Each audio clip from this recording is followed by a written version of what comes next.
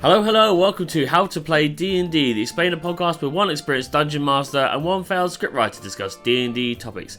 My name is Kinsey, and my ridiculously inadequate pod partner is McCaffery. Hello, Lewis. Hello, Connor. That was one of the first times in quite a while that you've stumbled on that. It is. You know, it was bound to happen eventually. What can we do? It's gonna...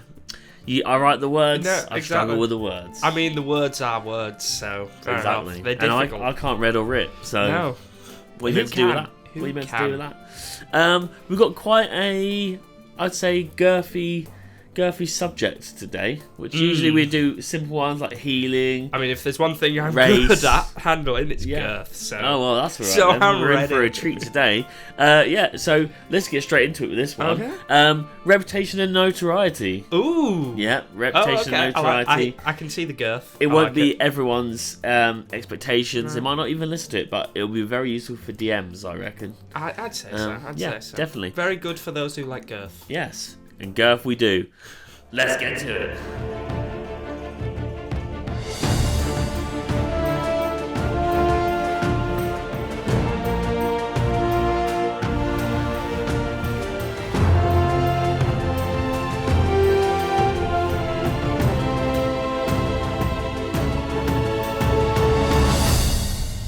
Okay, so today's episode is on reputation and notoriety. We all have fun now and then in D&D, clearing an entire town of its residents at the hand of your blade, but surely there's some kind of punishment.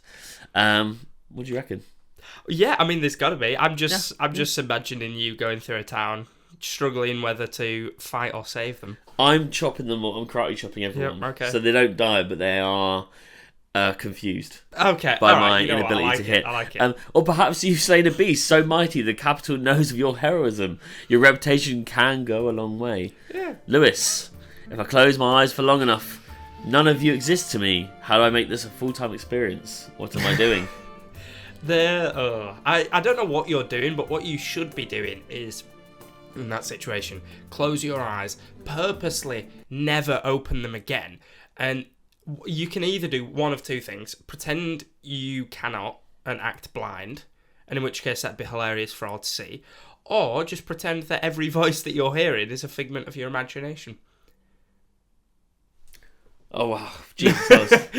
We almost lost him. I almost got rid of everyone. Oh, that'd be beautiful. I almost got rid of everyone. All right, well, yeah, that was quite a nice. So, yeah, you explained that one very well. Thank you. I tried.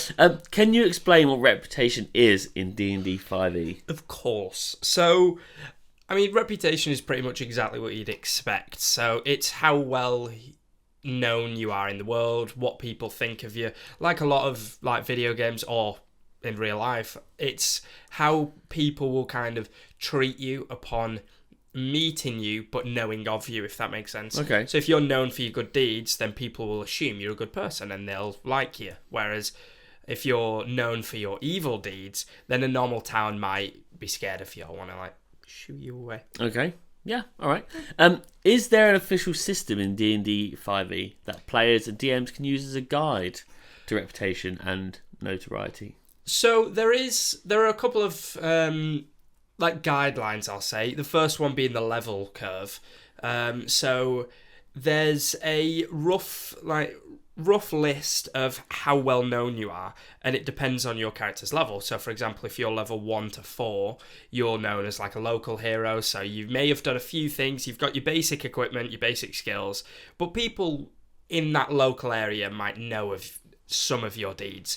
From 5 to 10, it's things, I can't remember the name of that, it's something else hero. That's more well known, where the region might know of you a little bit more.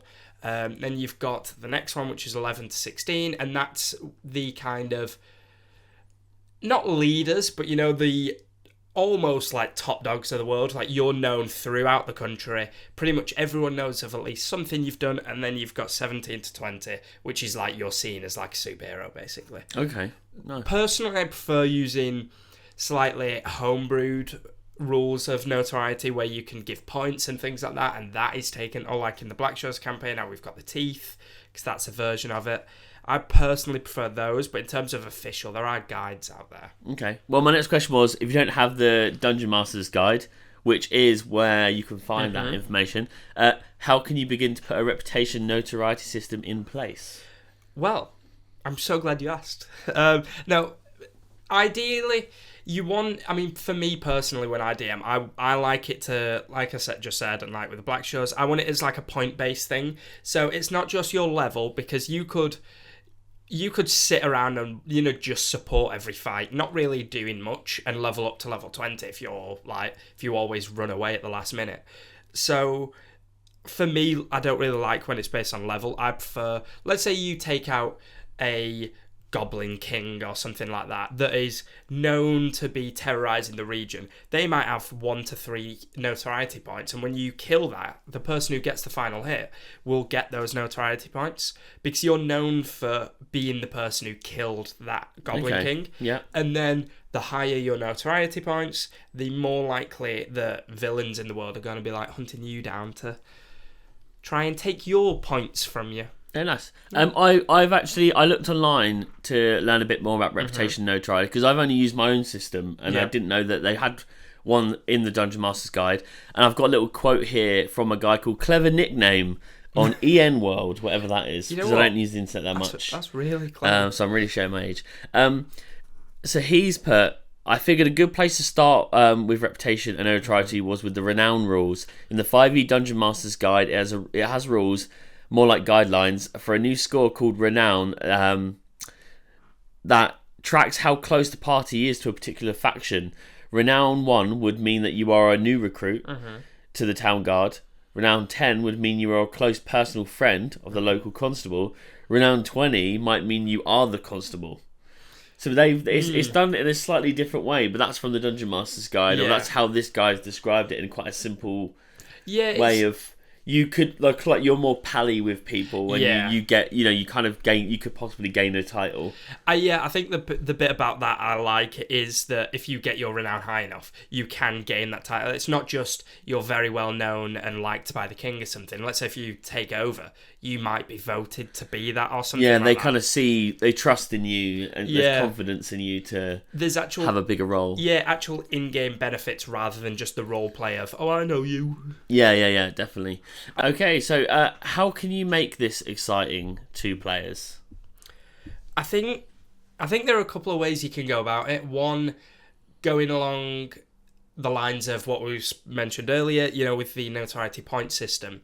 Let's say you decide on a number of 5. Let's say anyone with a notoriety of 5 or higher is kind of their movements are watched kind of thing in the world. So you don't necessarily need to tell that to players, but if you give them an idea, so whenever they go into a town or a city that they hear rumours and reports from guards or the militia or things like that, that anyone with a estimated notoriety of 5 or higher are kind of watched and their locations or their activities are known kind of thing. And then hopefully when your players get to 5 or higher, they'll kind of connect the dots. If not, you probably have to tell them, and they'll know that other people that hunt people with notoriety will kind of know where they are, and it'll add that extra bit of anxiety, which, I mean, every player already has plenty, but it'll add that extra bit of caution whenever they meet anyone new, especially like in the wilderness.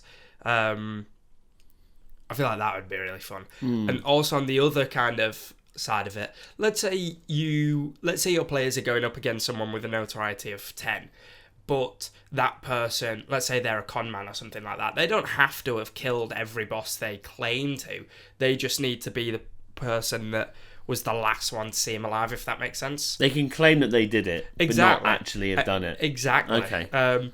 So if they go up against someone who seems like it's going to be a really difficult boss fight, they hit them once and he just starts crying in a corner, like squealing, "Please don't hurt me" or something. I feel like it'd be very weird to twist. run. No, it'd be a good twist. Yeah. What about nice. you? Have you got any good ideas? For the Blackshore, we have teeth, little prosthetic teeth. When you come across like a champion, shall we say, one person can gain a tooth. Usually, the person who dealt the last hit.